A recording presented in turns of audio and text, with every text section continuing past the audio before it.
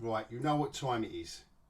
It's that time of the week when we take a look at one of the best lessons in how not to do it is released. Yeah, it's Wednesday. It's Willow time.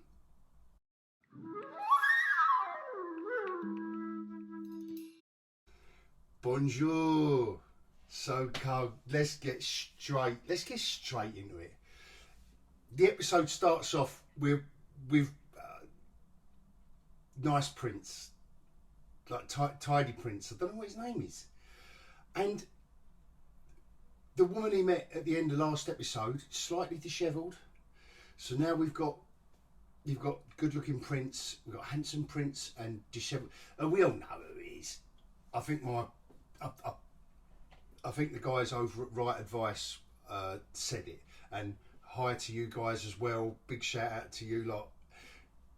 You're going to have a nicely balanced, I hope, nicely balanced review.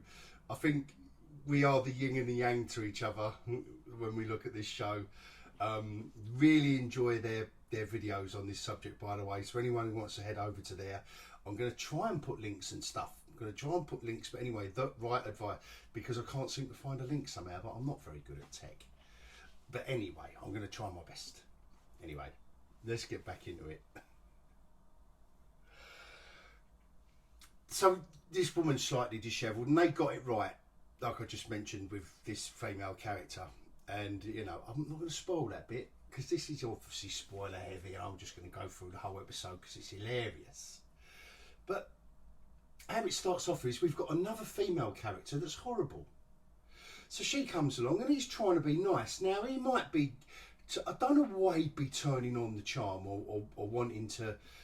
I know that's how the character has come along, but I don't know why. And again, I'm going there.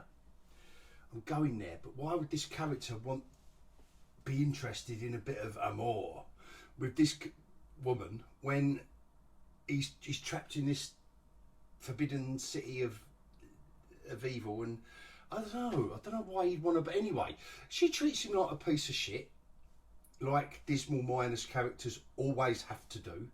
You cannot have a female character any other way.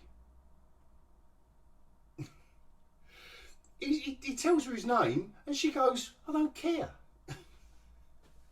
Now, I know it might be part of the toing and froing and the tease of it all, but anyway, they spend the first 5 minutes talking. And I don't mean in any kind of impactful movement forward way. I just mean talking.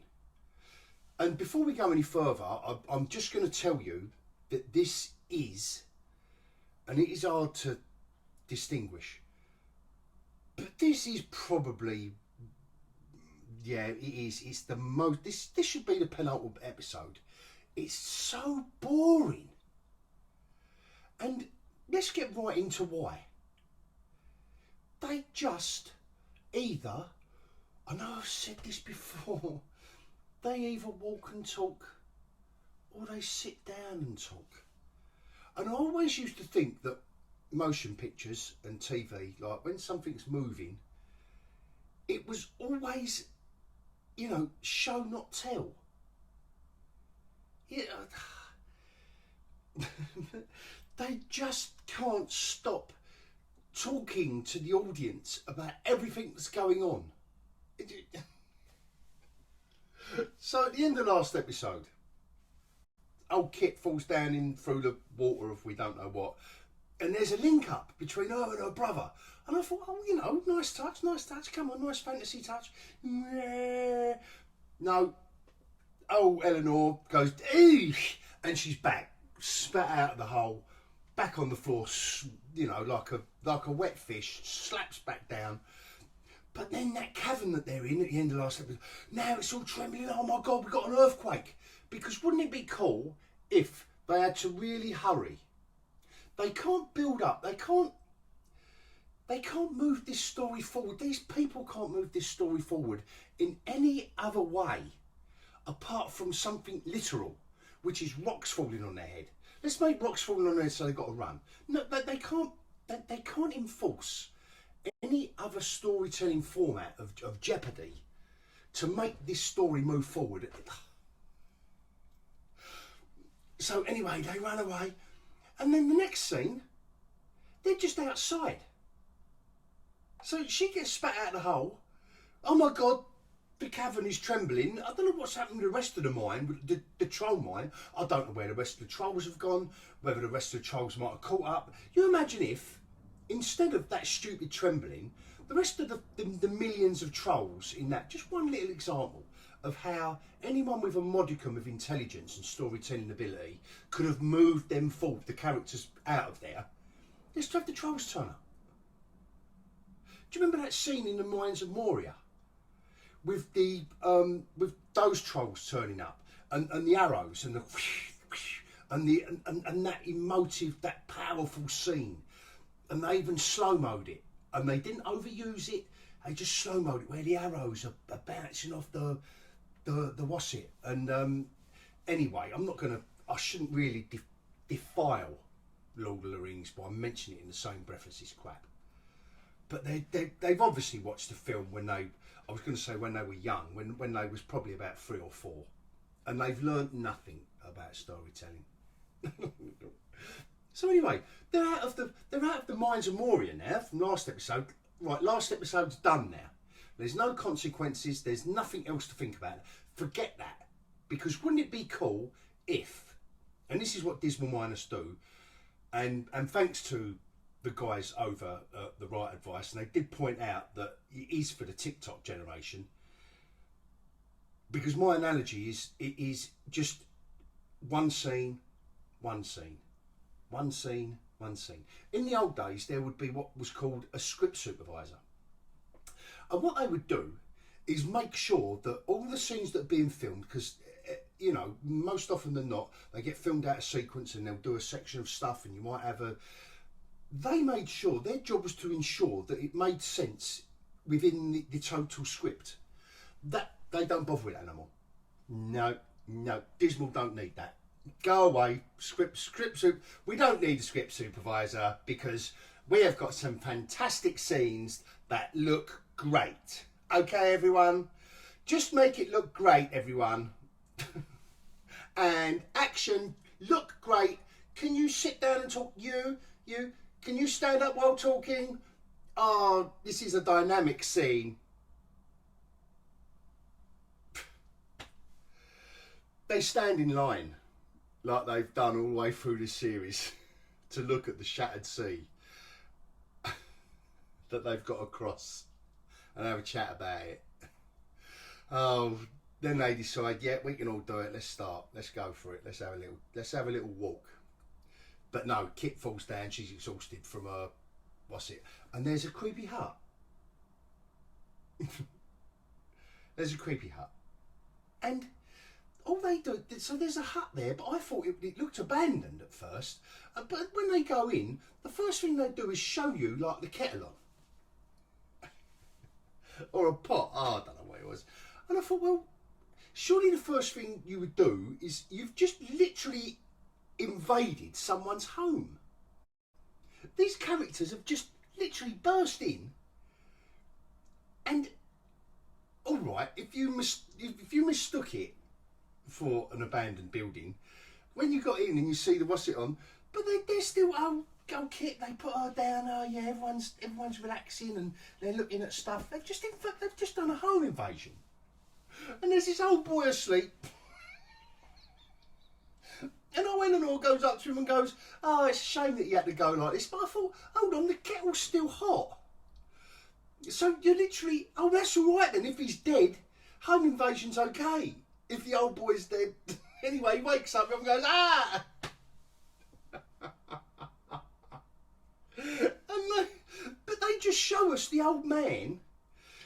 Surely to God, if they had any kind of talent for structurally, like for structuring a story, you know, the old man, and they wanted to make a point, even if they wanted to make us jump when he wakes up, show us him first before they walk through the door. Show us a close-up of the, I mean, this is directing 101. But like I said last week, their ignorance and their inexperience is off the charts in this show. Absolutely off the charts.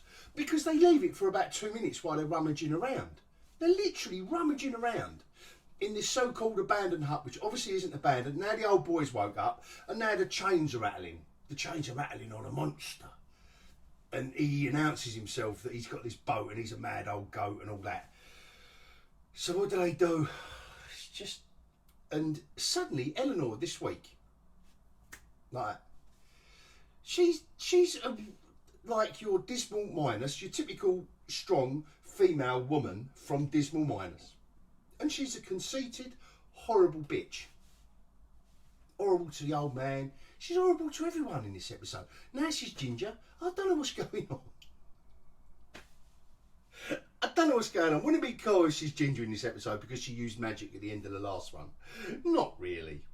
And then the old man tells a creepy story about the shattered sea. Now, come on. And anyway, they spent. So we got 10 minutes hearing about the shattered sea, and then it flashes back to Prince Charming in the Lost City, and he's waking up now, and he literally says, "Hey, new girl, where you at?" In the middle of a fantasy program. Oh, shocking. Just shocking.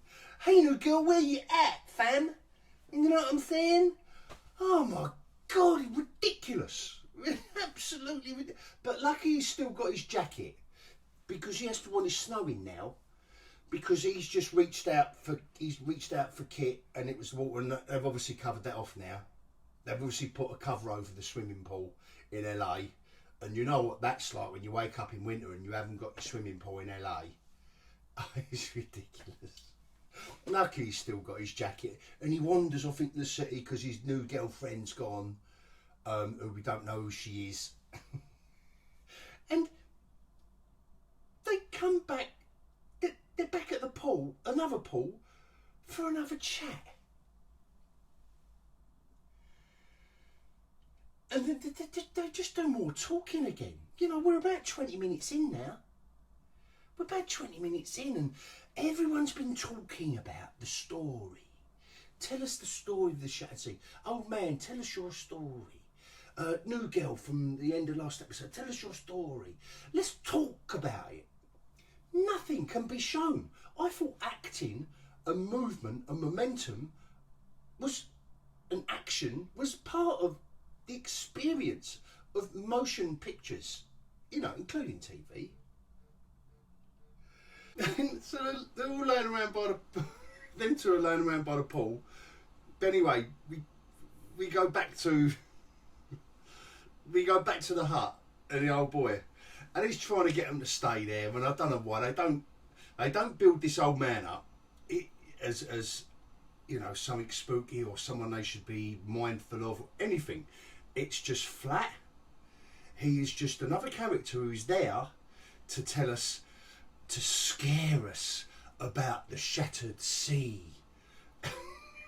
It's like Elf describing his journey from the North Pole, really.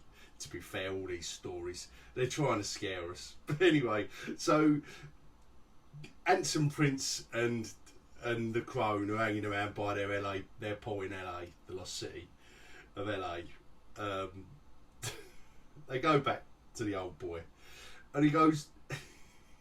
He's trying to tell them to stay and recuperate, and he goes, "I think they've had a night there. I forget that, but I think they've spent the night because you know there's no urgency, is there really? Only when the roof's caving in and stuff like that." And he goes, "This is the what follows is the best line of the series so far." And he turns around and he goes, "Do you all take yours?" He wants to make them all breakfast. He goes, "Do you all like yours scrambled?" And Tash Prince suddenly jumps up and smacks him in the head he's down on the deck, and Willow turns around and says, "Well, you could have just said poached."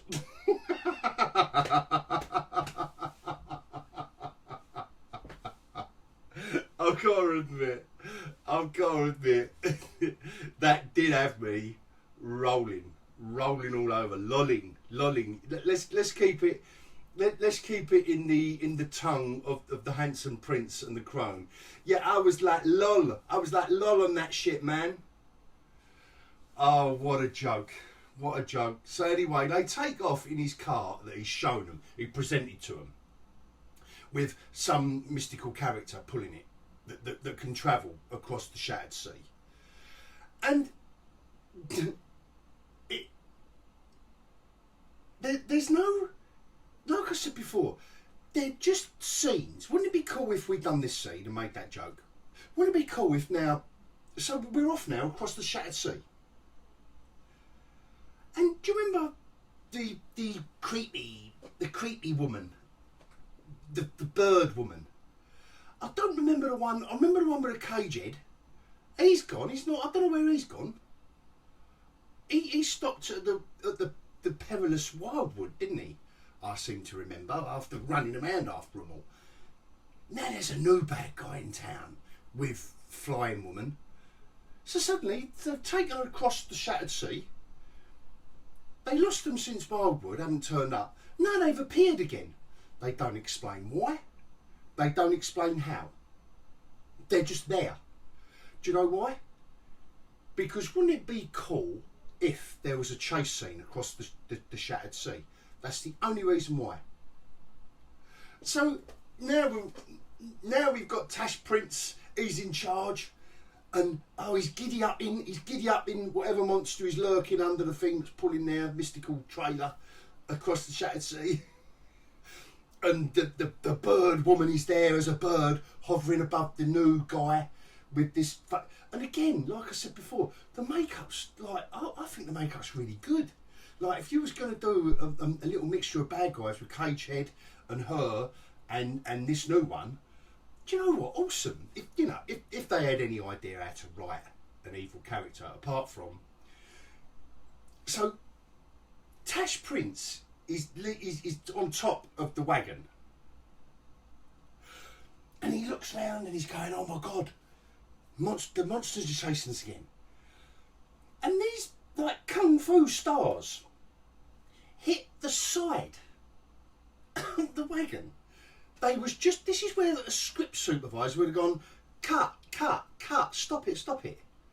Why are you letting these kung fu, these throwing stars hit, like go doof, doof, doof. But wouldn't it be cool if someone said around that writing table, wouldn't it be cool if we had the weapons of the new bloke, like these throwing stars? Pretty cool, don't get me wrong, it makes a change from arrows and knives and all that.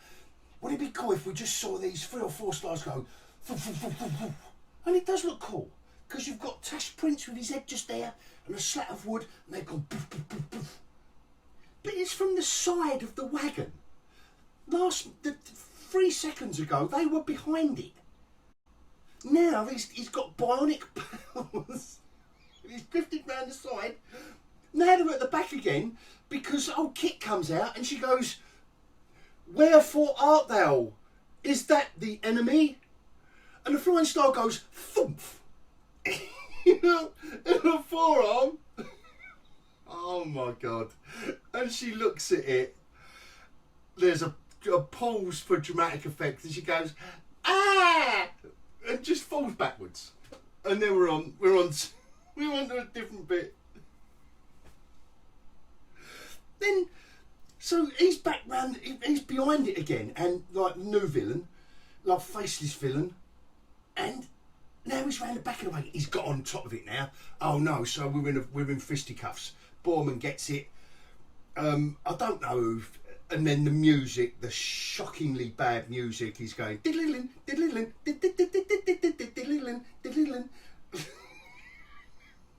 And anyway, they managed to whack him off the ship. You know who does it, don't you? Speckled Jesus saves the day. Of course she. I try not to swear. Stay positive, geeky, stay positive. She goes, oh, and he goes, ah, and he rolls off onto the shattered sea, and he lands in that superhero pose going, ooh. And they've got the shot from behind him as he lands, as if he couldn't get back on his horse and chase after him still, because he obviously isn't dead, he's a mystical evil creature, and all Speckled Jesus done is stab him, but he's gone, and he's landed and gone, oof, and just watches them go.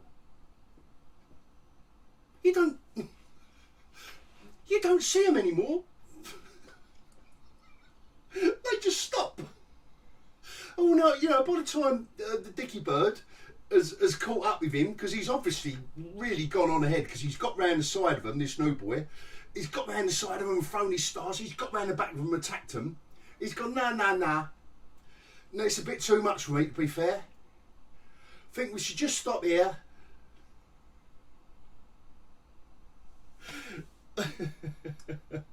So, what do you think? What do you think they do next? Yeah, they stop for a break. They stop for supper. But just before they do, another good scene in it. So Speckled Jesus goes down to help her girlfriend because she's got the star stuck in her arm. But she's just screamed, looked at it, screamed, and fallen down. Next minute, Speckled Jesus gone to save her girlfriend and like help her out. Oh, she's over it now. She stands up. She goes, oh yeah, look at that. And one thing I think most of the audience has wanted to do throughout this entire series, without being a brutal misogynist, is to slap her right around the face because she's so annoying. And I don't mean that. I just mean this in the comical way, in the metaphorically comical way. Please don't go at me for that. Because she turns around and she gives off this spiel about, yeah, when I've helped people out in the past, I've distracted their attention by giving them pain. And she goes, slap, and pulls the star, and she goes, ugh. Oh, that works. Anyway, we're over that now. That's okay. Star's probably gone through a forearm and a bone, a ligaments. That's all right. A little bit of plaster will do that, a little bit of spit. Whatever. I don't know what. Anyway, they stop for supper now. And do you know what we get? Have a guess? We get some more talking about their feelings. But this time, I've got to say, old Tash Prince, yeah, we find out a bit more, because this is one question I was asking myself, like, what is the creature? Anyway, he's this cuddly little, like, tortoise-shaped character, and Tash Prince decides to call him Kenneth. And he's a nerf herder apparently. Now I always wondered what Han Solo was going on about when he was so insulted about being called a nerf herder. Well, here he is. He's called Kenneth, and he can pull wagons underneath the shattered sea, and he's totally feeding him. But now we've got a moody night scene, right? We've got a moody night scene, dusk scene, which could have been moody, yes, and it could have been. And Eleanor wants to have some one-on-one lessons with Willow, like with 7 episodes in, why not? And he's got his staff, she's got the wand, and they spread out. They decide to like give each other a bit of distance, and they're in about 6 inches of water for effect, because we're in the shattered sea after all. So some of them are on the beach. There's a beach. They've just found a big bit of beach in the middle of the shattered sea, because some of them are on the beach now. And Willow's got his stuff all lit up because it's dusk and you've got the water, and she's got her wand, and you see this shot of the wand like, oof, and it's all glowing at the end and his staff's all glowing, and she goes bah, to try and catch Willow off guard, and he just goes eesh and deflects the shot, bounces back at her, sends her in the water. I mean, it's gratuitously, I mean, I've got to admit I was cheering the slap, and I'm cheering her face down in the water, because these women really do need to be shown the error of their ways and how they're behaving, to be fair. And she's been a bitch in this episode and still is. God knows why. God knows why they think that this is the behaviour of, and I think there's plenty of women like by default. There is women all over the shop. Doesn't any one of them behind the scenes stand up and say, can't we have someone with like a virtuous woman, like a woman who is powerful, like how Gal Gadot did Wonder Woman in the first film, who has got the traits, like who has got feminine traits that are so much, that are still powerful, but that men don't have, like empathy being one of them. But no, we can't. All we've got is miserable, conceited, arrogant women that are supposed to be, oh my God, they're so powerful. And it's boring. But anyway, seeing her get it, yeah. Anyway, so, I don't know why, but now, Willow's staff is giving it like, boo, boo, boo, boo, do, do, do, do, do. And like Rambo, it's like, oh no, we don't go there. But what he's doing is he's providing a light show for the other characters. So I think Bora's on the drink now, like we all are. Halfway through an episode of Willow, I'm well on the drink to get me through the second half of this episode, I tell you, or any episode. And there's a light show. And now we're building up some Ibiza beats. They're kicking in with some proper modern music to match, like Handsome Prince, he's off, like to match his talk. We're laying down some track now, ain't we? Like that. I know I can't. No, I'm going to stop right. Actually, I'm going to say we don't go there. I'm going to stop doing that because it's really embarrassing for an old person like me to be doing that. But you get the picture. They've got these Ibiza beats, like music supervisor on his ones and twos, and go. And now Kit decides, like, oh, she's over it now. She needed a rest, and she's been attacked. She's not only been half drowned and had an arrow, a throwing star in her forearm. She's all right now. She wants a practice fight with her bird, with her girlfriend. Sorry, bird. Bird is a no. I might cut that bit. With her girlfriend, Speckled Jesus. She wants a fight with her just to limber up for the big finale. And so she's fighting. They're both sparring with their swords. Now, I'm not being funny. Now, you might be holding back and you might be doing practice manoeuvres, but they're not. They're just having a fight with their swords, going dear, dear, and then you've got Willow going doo, doo, doo, doo, and all the lights show, and the music's coming in, and it's a music video now, and then you see a scene of the wagon again in daylight. So this is dusk. In daylight, going. It's just a music video of. You might as well have Celine Dion on the front of it.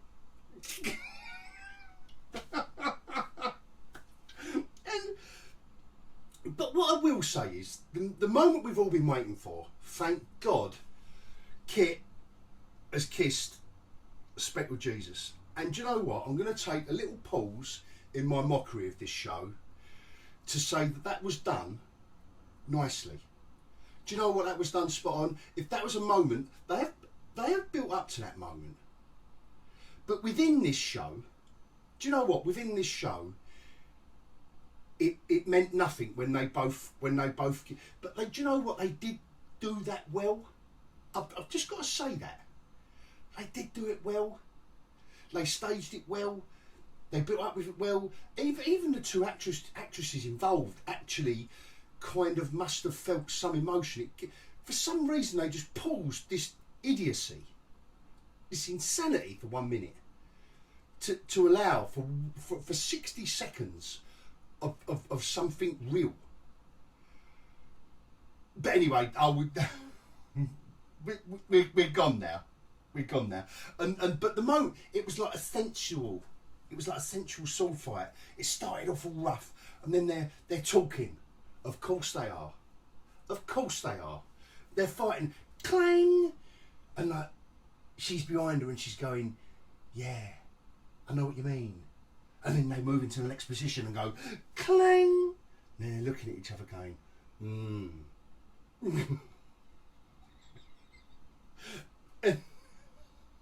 and anyway, Willow's over there winding up Eleanor. and she just decides to go, rah, which you know is coming. I mean, just these moments of that need that should be a crescendo to something, and then move it. You know, the power of you know, that unleash, that rage, whatever it is, these emotions. Come on, guys, storytelling, script writing 101. Does it not tell us that you don't just do that?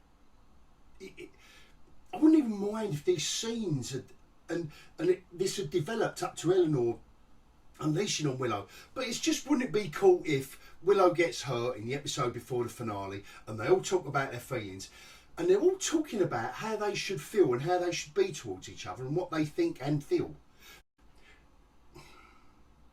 We should have had, we're on the 7th hour. Yeah, let's just call it an hour an episode. I know it's not, but let's please just bear with me. We've had 7 hours to show. It's a 16 plus show apparently. So surely if you was doing a show for a younger audience, you might have to explain a few bits, like he should be sad at the moment, he should be proud, he should be annoyed, etc. Like, you know, you don't have to have them standing around going, oh, I'm so annoyed with you, and oh, I think I love you, and that's what, oh.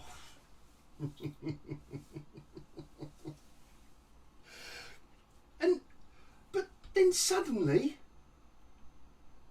Eleanor is she's in a twinkly room. I thought they was in the middle of the Shattered Sea.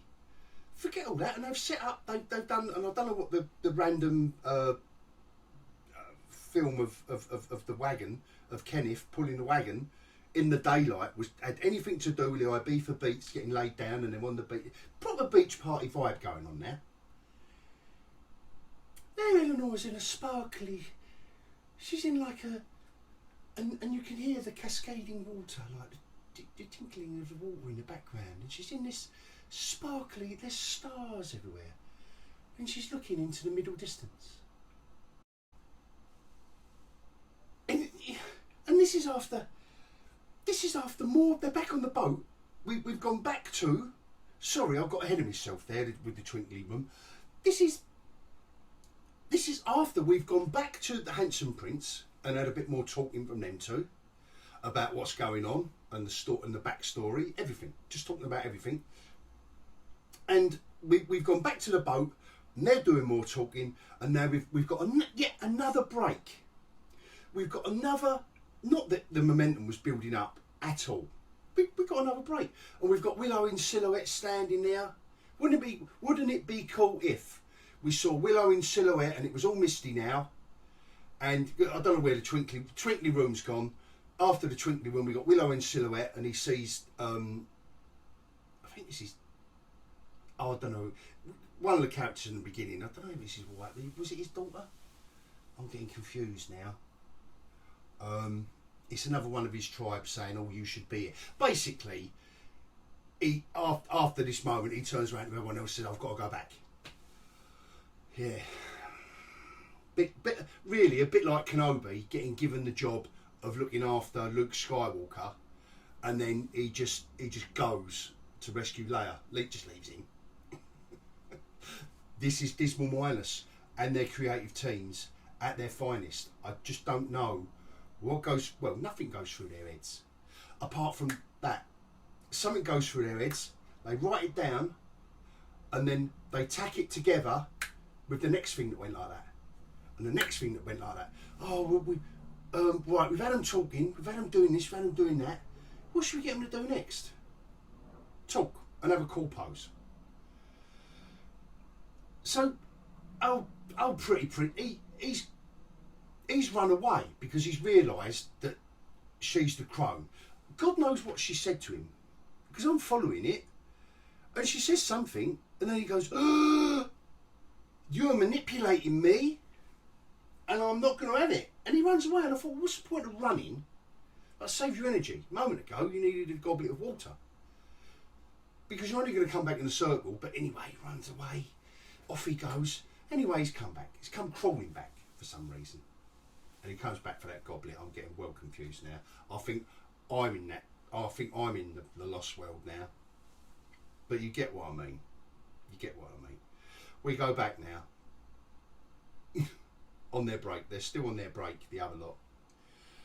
And Tash Prince has got a thing for Kenneth now. We've had 2 or 3 scenes with him stroking Kenneth's head and feeding him and all that.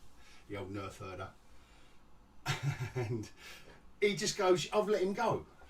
And the others go, what? Yeah, I've let him go.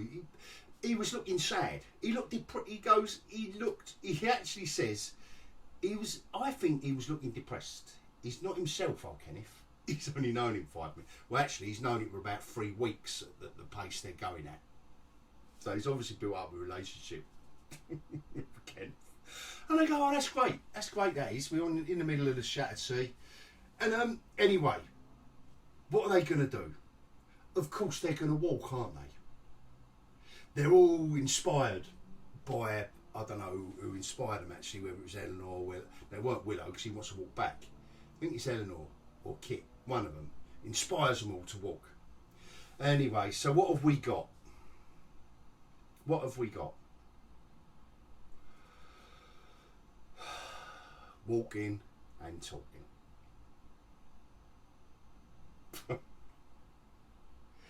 Till they get to a waterfall. And this is a great scene. Wouldn't it be cool if one of the characters saves one of the other characters from taking one further step right on the edge of the waterfall? Doesn't make any sense whatsoever. Absolutely ridiculous crap. But wouldn't it be cool if suddenly one of them goes, stop! And they're literally right on the edge of a waterfall. Then we get Thelma and Louise moment, where for some reason Kit and Eleanor are bonding now. They're all talking about their feelings. Every single one of them. And do you know what? There was a nice moment between Tash Prince and Eleanor. There was a nice moment, and again, a tiny glimpse into what the actors probably could have done with a half decent script. Just half decent. Because do you know what? You can just see that glimpse of it. But they have to. But nevertheless, this scene involves Tash Prince and Eleanor literally saying out loud what we should be feeling by 7 episodes in. They just explain it. They just explain, because we're all sitting there going, I don't know how I should be feeling at the moment. Should I be happy or sad? No, mate. Listen, guys, you should have been taking us on a journey. You should be making us laugh and cry on demand if you're any good at your jobs, and you're not. You're useless. Absolutely useless. In the meanwhile, you're giving us a Thelma and Louise jump. They plunge into the water, old Kit and Eleanor. And so you see the scene that, you know, you see the plunge and all the bubbles and all that. Fair enough, yeah. And we're waiting for them to come. Where are they? Are they back in the mines of Moria? You know, because that was alluded to with the end scene of, or the beginning scene of Kit and her brother going.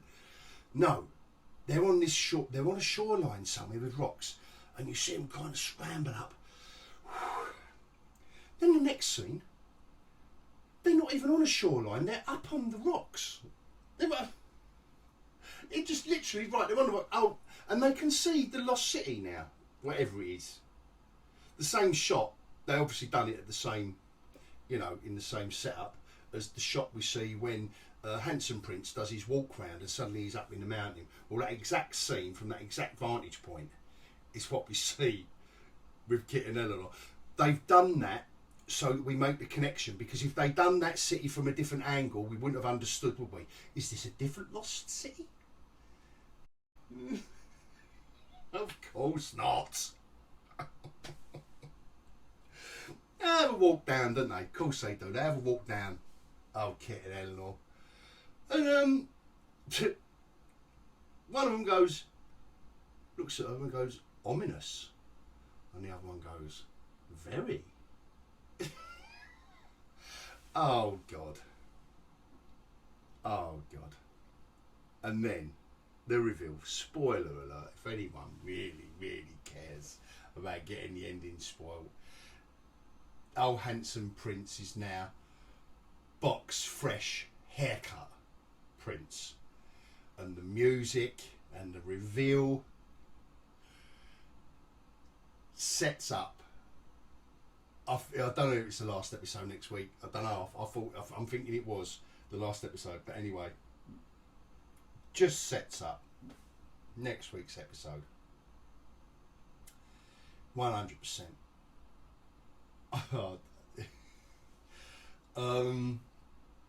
I have struggled a bit this week finding the humour from the insanity. There's only so much you can mock walking and talking, to be fair, and because there was so much of it and not so much action, you know, even though, like I say, they can't assemble. This is an assembly of random scenes that loosely follow a loose idea, not a story, an idea.